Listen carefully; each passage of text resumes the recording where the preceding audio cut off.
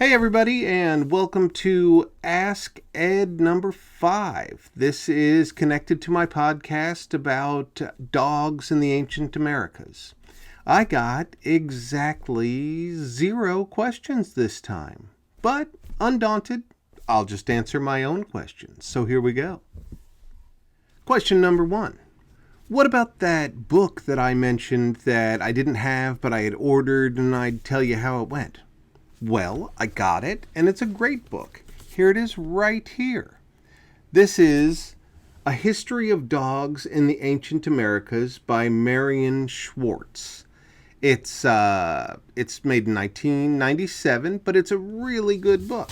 It had all sorts of information that I needed, and I loved it, so I recommend it. Grab it. Question number 2. What about dogs in the pre-Columbian Caribbean islands? I didn't say anything about that, and I would like to know more about that. Okay, well, that book of Schwartz's told me about it, and I found out that there were indeed ancient dogs in the Caribbean, and they had absolutely no jobs whatsoever. They were pets, and especially women loved them. They were little bitty dogs, and they would carry them around like babies, and they adored them. They didn't have any jobs. They were not really useful. They were just beloved family members. I also learned that the Spanish, when they saw these dogs and didn't have much else to eat in the Caribbean, started eating people's dogs. Oh my God, in fact, they ate so many of them that they went extinct. There are none of these Caribbean dogs anymore because, horrifyingly, the Spanish ate them all. Can you believe that? Imagine someone ripping the dog out of your auntie's arms and eating it in front of her. Oh my gosh, of all the terrible things they did to them, that was one of the worst. Question number 3. What was up with the Mississippians being the only ones who really didn't love their dogs? The evidence seemed to say that they were the only culture that just ate them and didn't really care about them that much. Well, again, I looked at my new book and it gave me a little more information. For one thing, I did find a single dog burial. It's in something called Wilson Mound in Cahokia. So there was at least one dog buried with people and not as trash refuse. So there was one. But I looked at Etowah, I looked at Moundville, I looked at a number of places, and I didn't find any real evidence of dogs being honored in burials during the early Mississippian period. So, what is up with that? Well, Schwartz had a theory which might hold water. She said that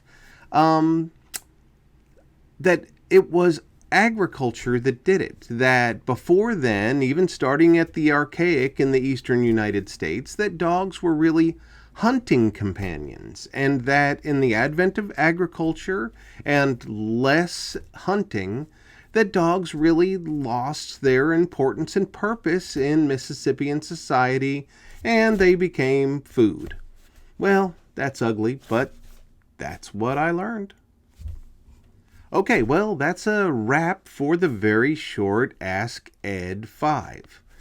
I don't know if this is working out. It's no statement on you that there were no questions. I think this is just not what my community needs. I'll probably do one more if I get any other questions for the May episode, which, spoiler, this is going to be about the Mesoamerican ball game. I'll keep trying to figure out things that you want to hear and you want to be involved in. I'm coming up to my summer hiatus, but during that time, I'm going to try to learn everything I can about Patreon and how to be a better podcaster. I'm going to have some new tricks, some new ideas, and I'm going to have some gifts for all of you wonderful Patreon folks that have stuck with me, and please stick with me during the summer.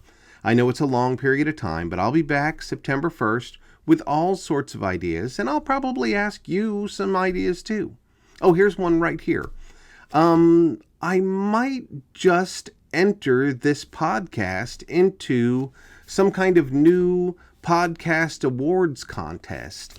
and they want us to pick one episode that would represent this podcast. I'm going to put it in the history category. And I'm wondering, what do you think is my most interesting episode? If you had to pick just one episode to represent AskEd, what would you pick? Please shoot me a text or an email or something through Patreon. Anyway, this was a short one, but thank you as always. I'll talk to you next month.